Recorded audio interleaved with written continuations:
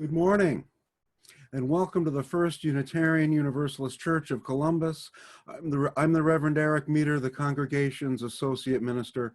Welcome to each and every one of you. We are so glad you're here, taking part in our annual Coming of Age Sunday. This is going to be something special, as it is every time Coming of Age Sunday comes around. As we gather today now, let's begin by centering ourselves as we listen to this morning's prelude.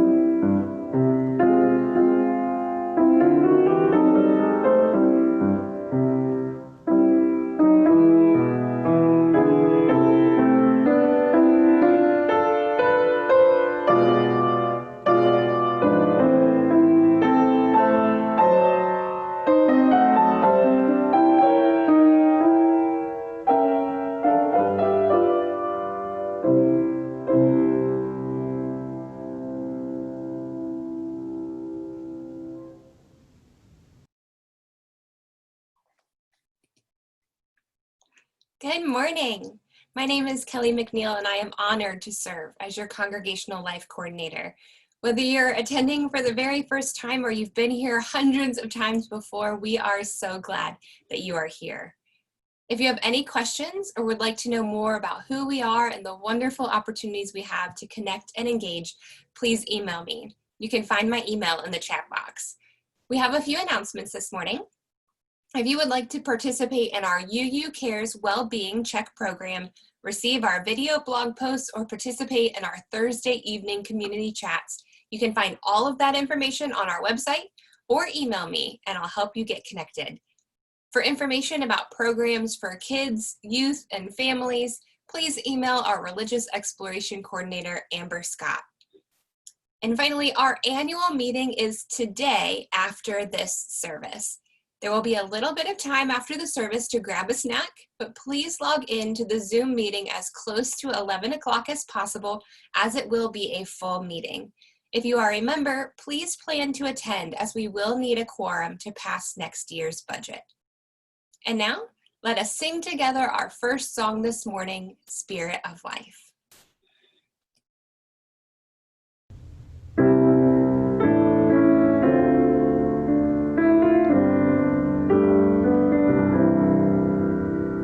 Spirit of life, come unto me. Sing in my heart all the stirrings of compassion.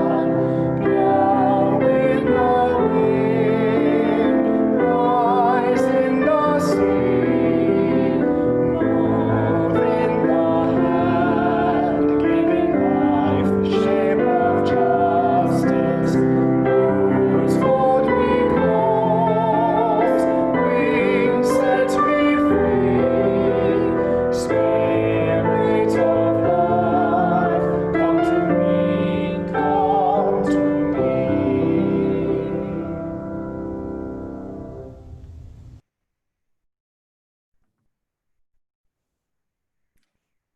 If you have a candle or a chalice at home, I invite you to get it so we can light our chalice together to the words by Gary Kowalowski. With faith to face our challenges, with love that casts out fear, with hope to trust tomorrow, we accept this day for the gift it is, a reason for rejoicing. Our chalice is lit.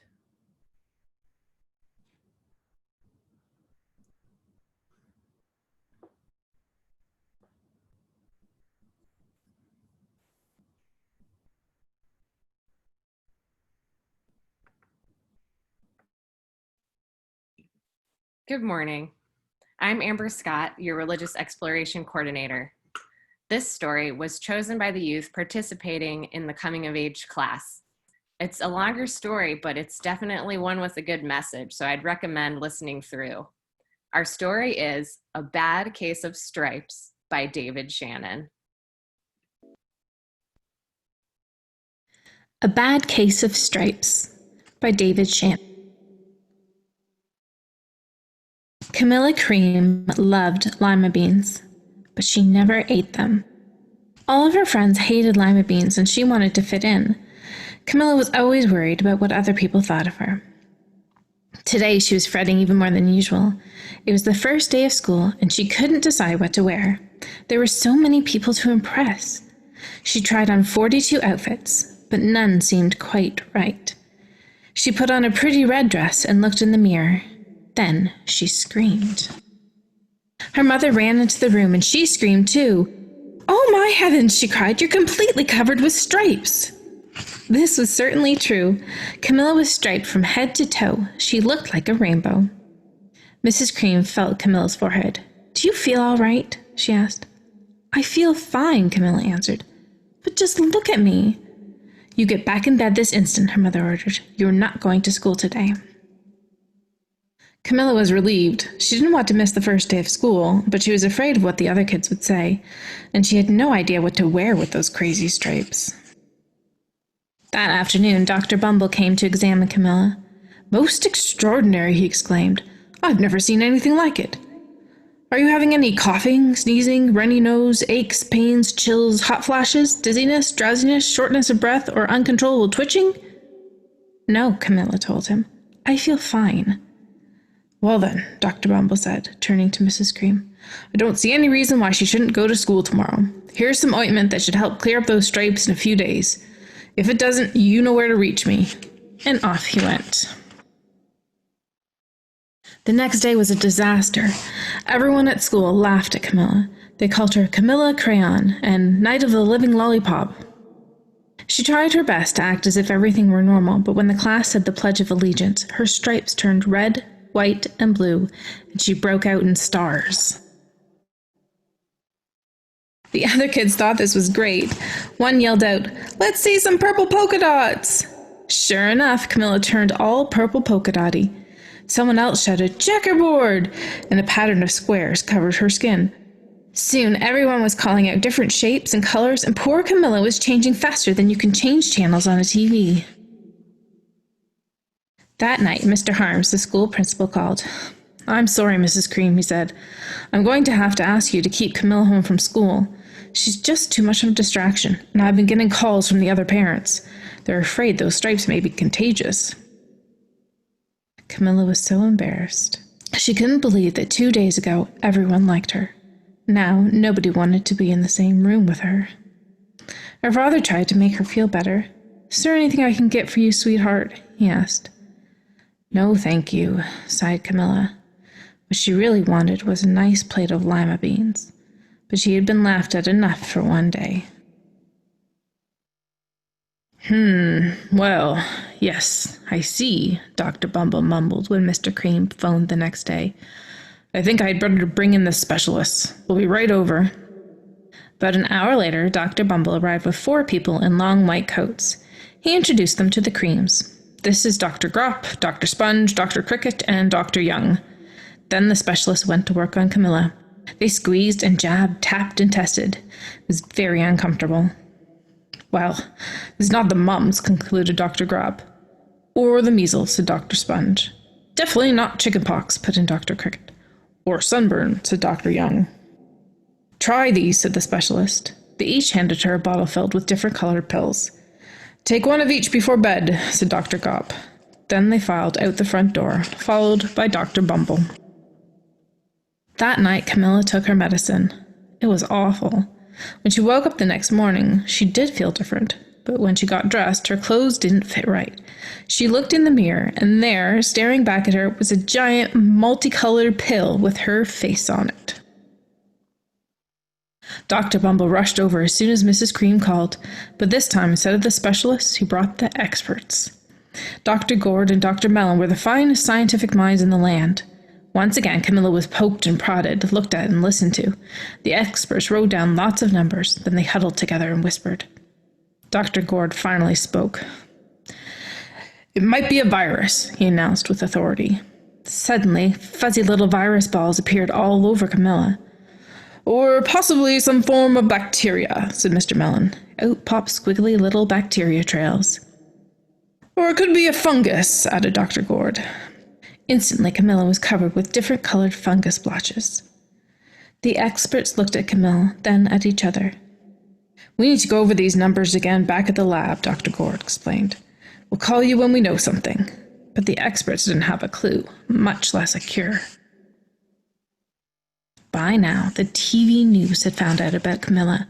Reporters from every channel were outside her house telling the story of the bizarre case of the incredible changing kid. Soon, a huge crowd was camped out on the front lawn. The creams were swamped with all kinds of remedies, from psychologists, allergists, herbalists, nutritionists, psychics, an old medicine man, a guru, and even a veterinarian. Each so-called cure only added to poor Camilla's strange appearance until it was hard to even recognize her. She sprouted roots and berries and crystals and feathers and long furry tail, but nothing worked. One day, a woman who called herself an environmental therapist claimed she could cure Camilla. "Close your eyes," she said. "Breathe deeply and become one with your room." "I wish you hadn't said that," Camilla groaned. Slowly, she started to melt into the walls of her room. Her bed became her mouth, her nose was a dresser, and 2 paintings were her eyes. The therapist screamed and ran from the house. "What are we going to do?" cried Mrs. Cream. "It just keeps getting worse and worse." She began to sob. At that moment, Mr. Cream heard a quiet little knock at the front door. He opened it, and there stood an old woman who was just as plump and sweet as a strawberry. "Excuse me," she said brightly, "but I think I can help." She went into Camilla's room and looked around. "My goodness," she said with a shake of her head. "What we have here is a bad case of stripes. One of the worst I've ever seen." She pulled a container of small green beans from her bag. "Here," she said. "These might do the trick." "Are those magic beans?" asked Mrs. Cream. "Oh my, no," replied the kind old woman. "There's no such thing. These are just plain old lima beans. I bet you'd like some, wouldn't you?" she asked Camilla. Camilla wanted a big, heaping plateful of lima beans, more than just about anything, but she was still afraid to admit it. "Yuck," she said. "No one likes lima beans, especially me."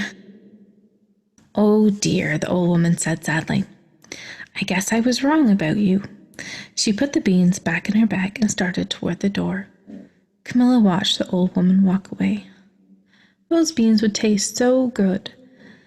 And being laughed at for eating them was nothing compared to what she'd been going through.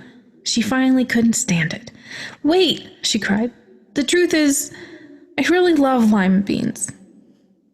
"I thought so," the old woman said with a smile. She took a handful of beans and popped them into Camilla's mouth. Said Camilla. Suddenly, the branches, feathers, and squiggly tails began to disappear. Then the whole room swirled around. When it stopped, there stood Camilla, and everything was back to normal. "I'm cured," she shouted. "Yes," said the old woman. "I knew the real you was in there somewhere." She patted Camilla on the head. Then she went outside and vanished into the crowd. Afterward, Camilla wasn't quite the same. Some of the kids at school said she was weird, but she didn't care a bit. She ate all the lima beans she wanted, and she never had even a touch of the stripes again.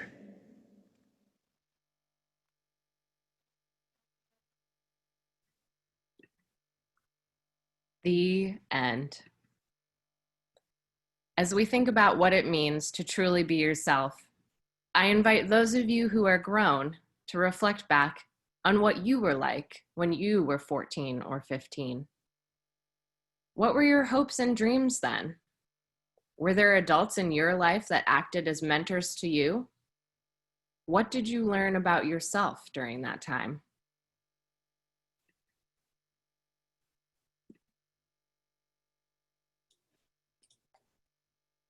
Thanks, Amber.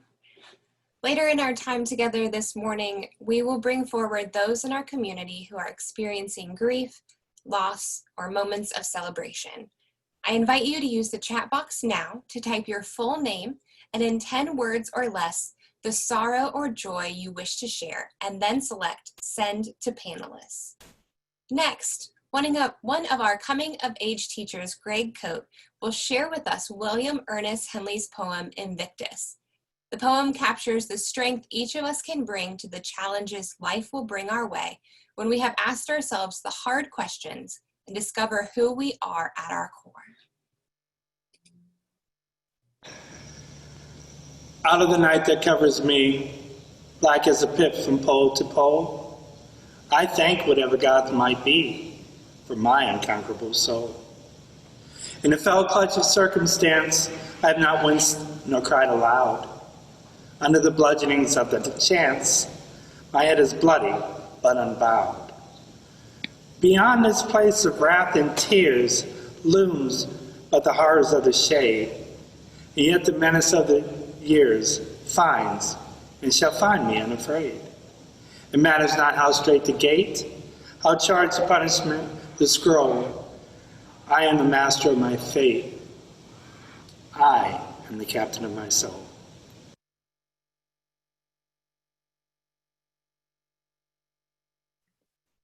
Thank you, Greg. Coming of Age is a vibrant program that allows youth to ponder their beliefs, connect deeply with adults in the congregation, and draw conclusions about the spiritual identities they are forming as high school freshmen. This program would not be possible without the time and care of many volunteers. I would like to thank this year's teaching team, Susan Carr, Greg Coate, Jenna Hauser, and Brian Loheiser. Thank you for giving of yourself while creating space for the youth to grow and flourish. I would also like to thank this year's mentors, Tom Balliol, Denise DeShane, Joseph Hook, Robin Lawson, Norman Mashner, and Cindy Wicker. Thank you for the care and attention you have given these youth and for the investment you have made in their future. Thank you to Reverend Eric Meter, who has nourished and watched over this program for many years. We will deeply miss you. Special thanks to Sylvia Howe, who dedicated an extra year to facilitating the program after she planned to retire from doing so, and whose long and thoughtful presence has brought so much strength and resilience to the program. We've definitely got some big shoes to fill for next year, and Sylvia, I'm grateful that you will only be a phone call away. Lastly, thank you to the youth who participated in Coming of Age this year: Teddy, Lily, Roland, Elise, Caroline, and Liam. Doing so was a courageous act, and I could not be more proud of each of you. In this time of global pandemic, it has certainly been a strange and perilous year, but all of you, the teaching team, the mentors, and the youth, have handled it with incredible grace and determination. There's a lot of uncertainty in the year to come, but I am confident that we will weather it together as a community. To you, the congregation who has gathered here today, thank you for being here to mark this sacred moment in the lives of these young people. Please use the chat box as a place to lift up the coming of agers and to send them your affirmations. These youth will continue to learn and grow with us, and they need your love and your support.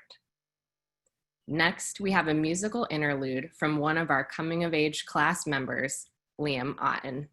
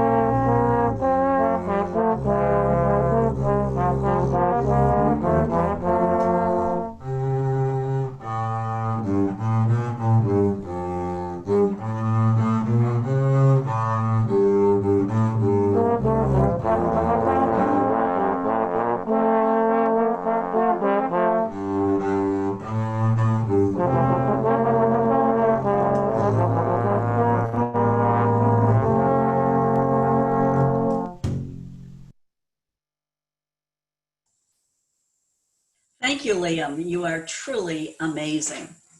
I am Sylvia Howe. For the past year, I was honored to have served as the lead teacher for the Coming of Age class for this 2020 class. Coming of Age is a Unitarian Universalist program designed to help our youth think about the beliefs, principles, and ethics that guide their lives. We don't give our youth our answers to be spoken back on as rote. We challenge them to think for themselves.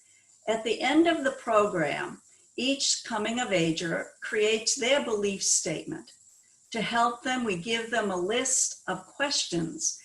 We do not expect them to answer them all, nor do we expect fully fleshed out answers. If you want to try this for yourself, contact Amber. She will send you the questions. I think you'll discover that this is not as easy as you might think. I want to thank the Coming of Age class. Teddy, Lily, Roland, Elise, Caroline, and Liam. You began Coming of Age filled with excitement and enthusiasm for your experience. You had a fall overnight retreat. You decided on a social justice project. You raised the money to provide food for people who are food insecure, and you gave them boxes filled with food. You were very unsure about writing your belief statement, but each Sunday you talked and laughed and ate and learned more about what guides and inspires your lives as Unitarian Universalist youth. And then the virus arrived in March. We were all sequestered in our homes. We could no longer meet face to face. What was our class to do? Would our class have to end? We quickly decided to meet online. Our Zoom meetings each Sunday were different. We were all trying to figure out how this could work. It wasn't the experience that any of us had anticipated. It was a challenge, and we learned how to create an online community. You have done amazing things. You have been thoughtful.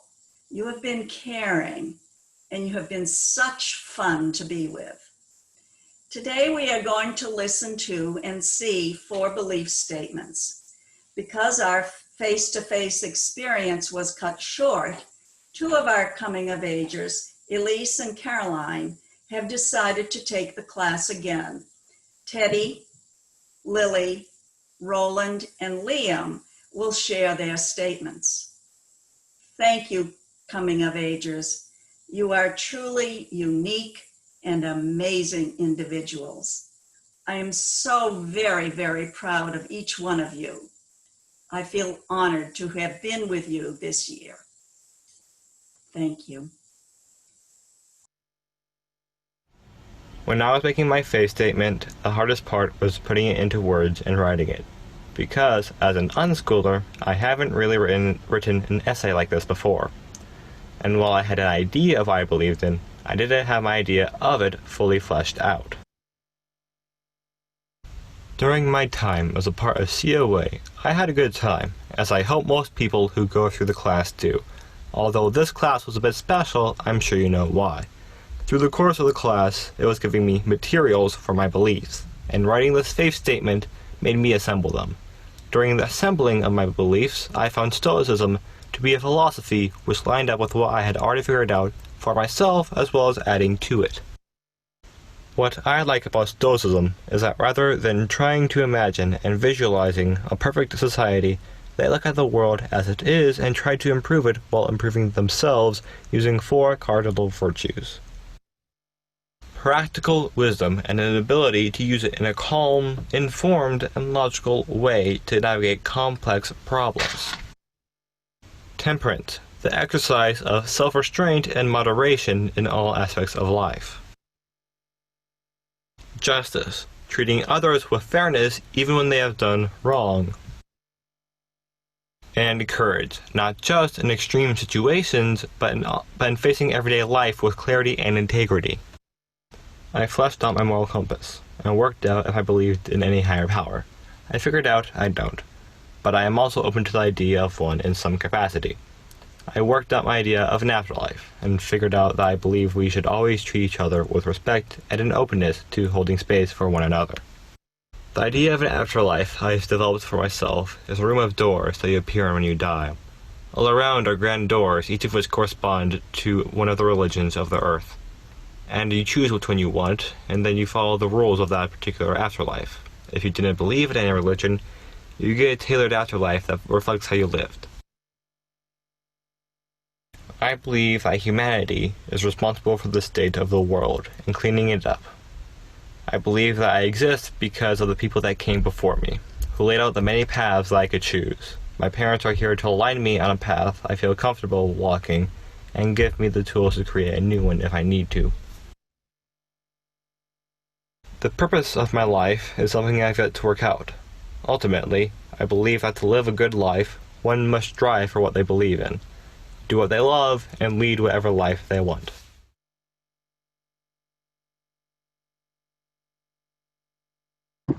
So this is my belief statement, and I knitted it and crocheted it a bit, and it kind of just represents what I believe, and I just kind of thought about that while I was making it and let that guide my work instead of planning it all out.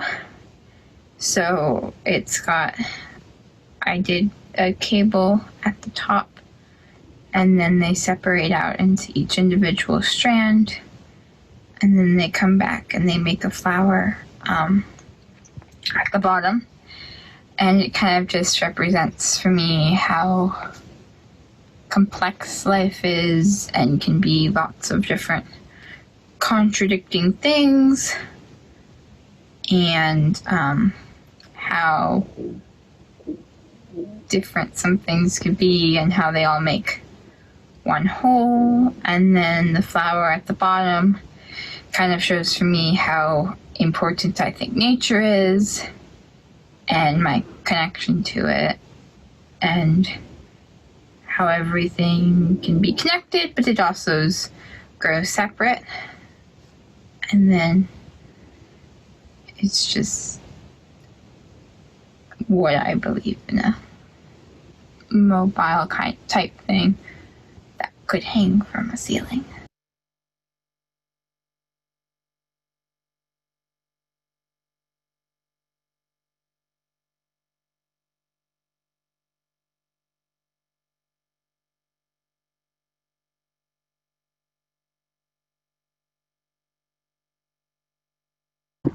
So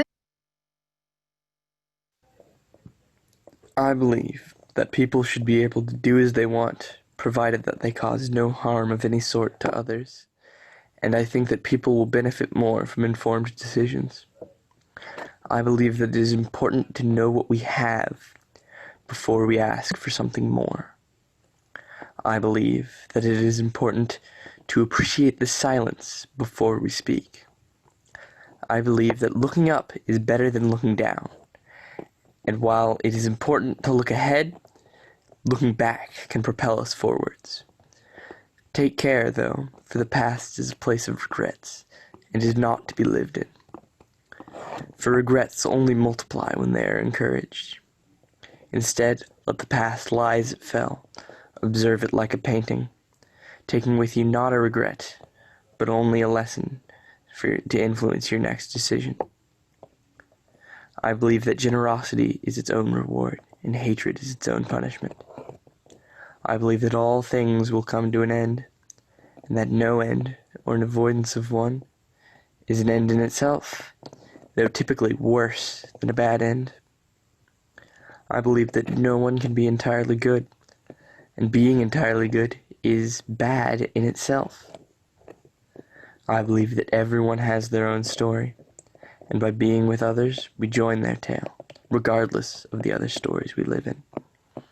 I believe that a voice ignored changes a decision more than a voice heard, for a voice ignored instates the practice of ignorance. I believe that imperfections are as important to admire as perfections, for imperfections will lead us farther, for better or for worse. I believe that everyone has their own laws, beliefs, and morals to follow, as well as their own view of the world. Thus, while disagreements may arise between stances on the world, all laws, beliefs, and morals are fluid to some exception or circumstance, as the world is thus fluid to each of us. I believe time is only an enemy to a procrastinator. However, everyone is guilty of avoidance at some point, and time matures a lesson more than anything else. I believe that while it is good to listen to old songs and stories, new music and tales must also be acknowledged, and vice versa. I believe that while confidence can be important, pride can be lethal. Furthermore, while shame may be a negative version of pride, it too can be dangerous, and the true reciprocal to both is humility. Humility is knowing what you are and all that you can do, and most importantly, what you cannot do alone. Hi, I'm Liam Auden. I don't really know what to say here, but that may just be my belief statement. I don't know, you know? What do we all know at all, really? We don't even know what we don't know, because that is how little we know. Take that in. I choose not to believe in most of the stories people tell, because we like to think that we know. Of course, these stories contain some truth in the messages they convey and the emotion they grab. It's easy to say that we all know the answers, but I believe that no one knows the ultimate truth, but we should learn from our teachers and mentors, because we need to find meaning for ourselves and follow our own moral pathways. That of which we know is far smaller than that which we do not. We ask ourselves the same questions every day. Was there a beginning? What is our purpose? Is death permanent? The only true answer I have to these would be, I don't know. We humans have a constant need for understanding, and there are many ideologies that satisfy this need with tales of beings greater than us. However, I choose to disregard the stories and stick to what I know. Life has become crazy over the past few months, and the truth is that no one really knows what's going to happen. Participating in coming of age from home has been a very strange experience, and doing so has proved that human interaction is so important to healthy communication.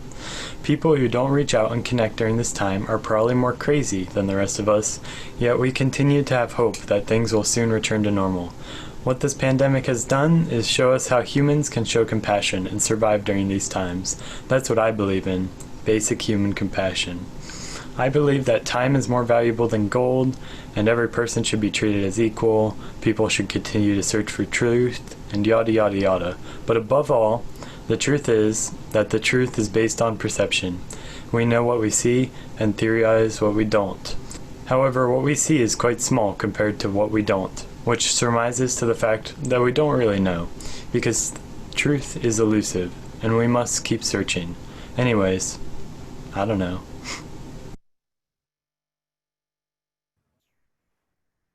Congratulations to the coming of age class of 2020. You showed us just what can be done when you put your spirit into it. We couldn't be prouder of all of you. And thanks again to Reverend Marion, Amber Scott, and the rest of the coming of age teaching team and mentors. And still, there is one among you we have to give special credit to, and that is Sylvia Howe. If memory serves, Sylvia returned to First UU 5 years ago with her husband, Paul. Both are Unitarian Universalist ministers, and they came to Columbus to enjoy their more than well-earned retirement. Then, about 3 years ago, Sylvia asked me if we could maybe use her help for a year in coming of age, maybe 2 years. The answer, of course, was yes. But then 1 year did become 2, and as Amber alluded to earlier, 2 became 3. So now the time has come for us, Sylvia, to lovingly say thank you and let you step back from this role. You've given your share. It's time to let others have the fun. We will miss you, of course, in this role. You've given yourself and then some. I don't know if we've ever had such a tenacious advocate for these youth before. I mean that. But the time has come for us to return you to your previously scheduled retirement. Sylvia, thank you. The impact you've had on these youth will be with them for the rest of their lives, and the standard you've set and the teaching team is a bar we'll be trying to reach again for years to come. Thank you. I hope you can hear the sound of applause that I'm hearing now. Thank you, Sylvia. Thank you. And now it is time for us to move on to the next part of our service today. Reverend Marion. Thank you, Reverend Eric, and Sylvia, thank you so much, and all the teachers and volunteers, and of course, our coming of agers. Your statements were just beautiful. Thank you so much. I'm always inspired by you. As you can plainly see, our church is a church that matters. It is the foundation of our being to love, to care, and to be generous. Here, we find meaning and inspiration in community, online and off. We also work for justice. We know this world is a long way from being fair to all people, and current events are certainly lifting up the cruel and deadly differences. It will take all of us to make this world a better place. To show up and to offer our gifts and pay our promised pledges is to say to ourselves and the world that we are defined by our hearts and deeper values. I share the plate recipient for June is Kaleidoscope Youth Center of Columbus.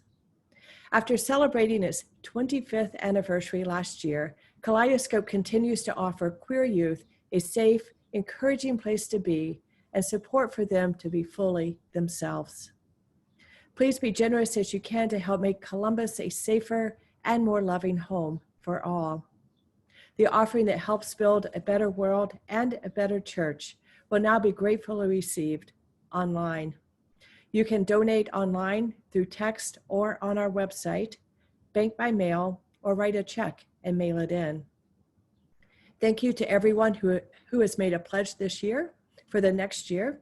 By letting us know what you can do to support what we all do together, you help us plan responsibly. If you haven't made your pledge yet, or would like to respond to our need to take care of each other by increasing your rollover pledge, please go online to our website, www.firstuucolumbus.org/donate. Thank you all for your generosity.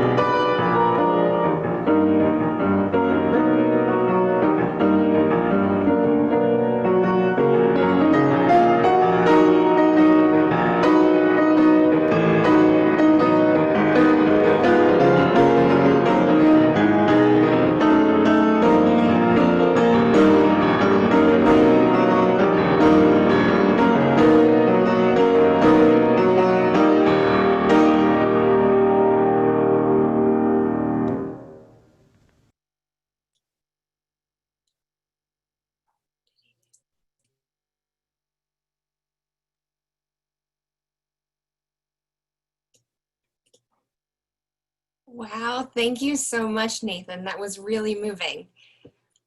The following submissions are what you have brought forward to be shared this morning in the caring cards that came in during the last week. First, I wanted to say to all those involved in coming of age, I encourage you to scroll through the chat box. There are so many wonderful and moving affirmations for you all from the congregation.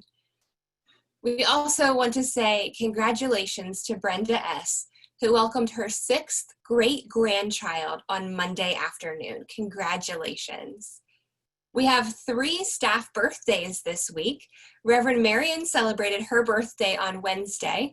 Brandon is celebrating his birthday today, and Amber is celebrating her birthday on Tuesday. Happy birthday to you all. Marilyn Bierman asked us to pass on a message.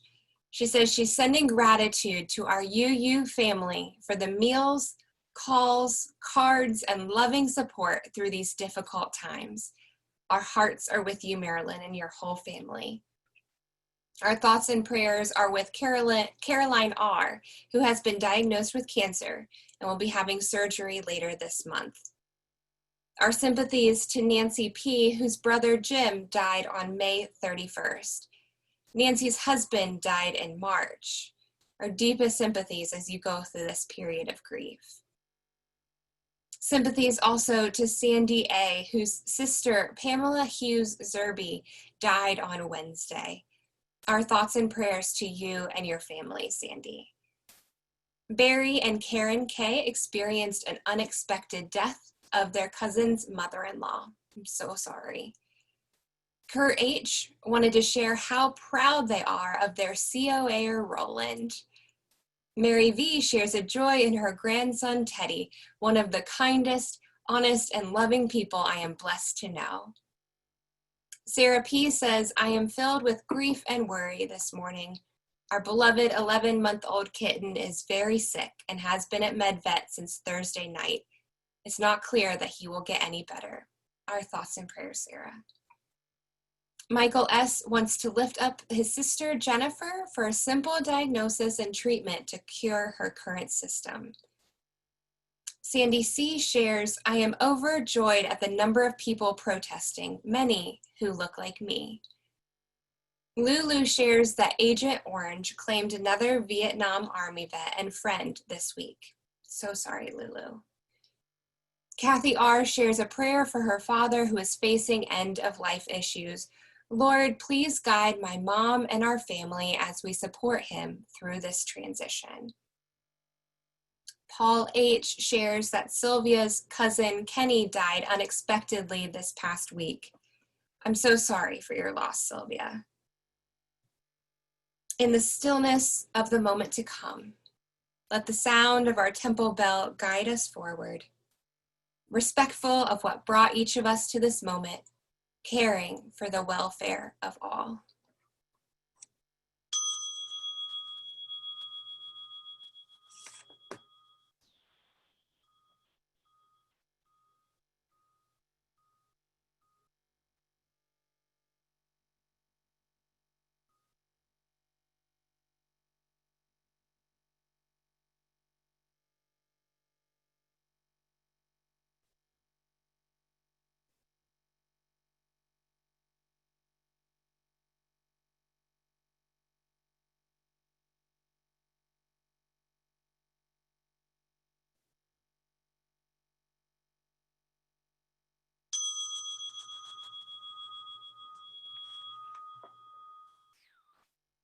Together, we emerge from this moment, appreciating where the paths of life have brought us, mindful of the needs that call us forward.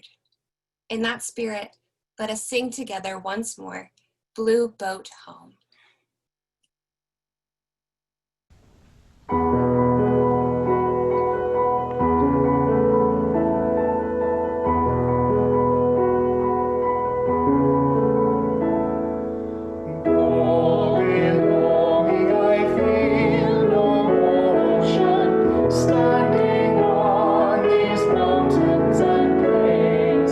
Far away from the rolling ocean.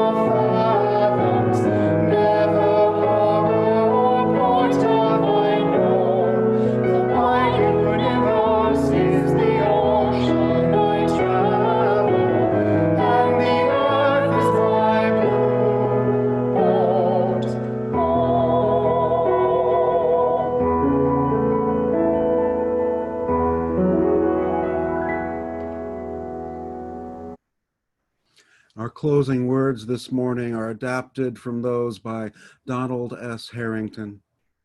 There comes a moment somewhere in adolescence when we know that we must go out, cross our Red Sea, and establish our independence. Ah, freedom! How we long for it. But then, like the children of Israel, we discover that freedom is a desert, a place to get lost.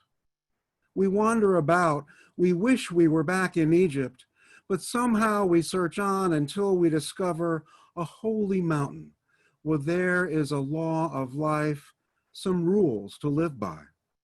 We try them out. Sometimes we disobey to see what will happen, and we suffer. We go astray and find our way back. Finally, after 40 years of discovery, clarification, discipline, and self-discipline, we see the river, the Jordan River, shining in the distance like the promised land just over there ahead. But then we, like Moses before us, are told that we aren't going to be able to cross. We found our way, but those who come after us will inherit the land, not us. And maybe they'll think of us and thank us for having shown the way. And then suddenly, we may realize that the meaning was somehow the pilgrimage itself and all that it required of us and what we experienced along the way.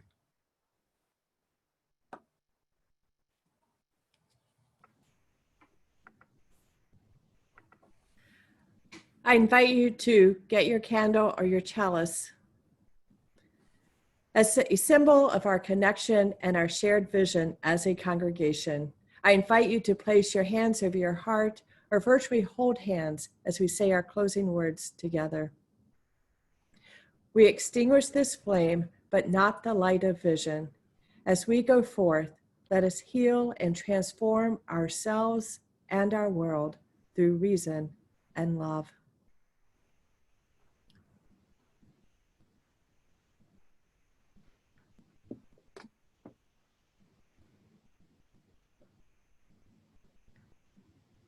Our chalice is extinguished.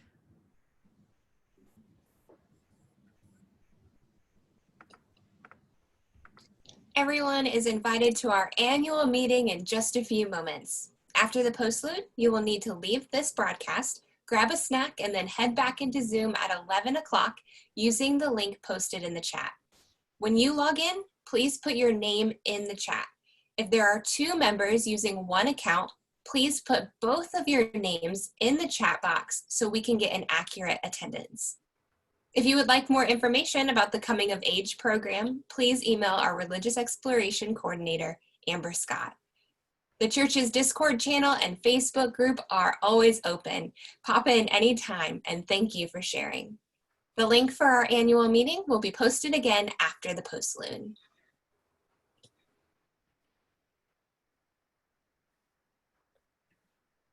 Today's worship service has been such a wonderful reminder of everything that we have to be grateful for.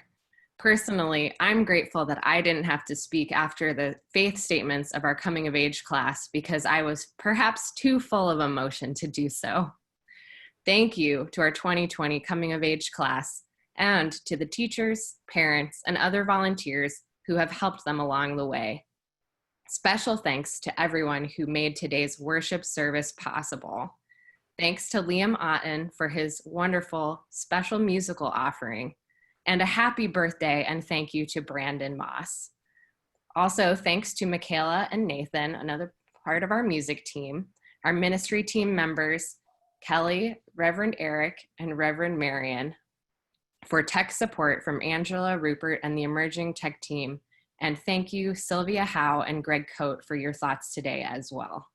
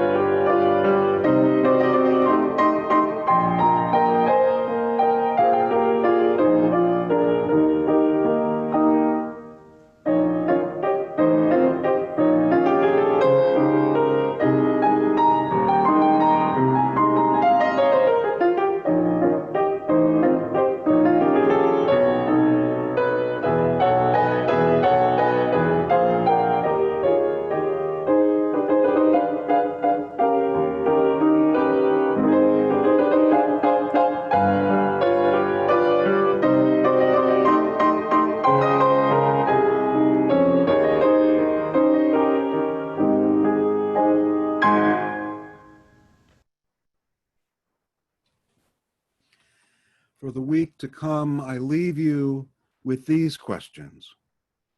What would your faith statement be? Has it changed over the years? And if so, what would it have been when you were 15? Thanks for joining us this week. We look forward to seeing you again shortly at our annual meeting.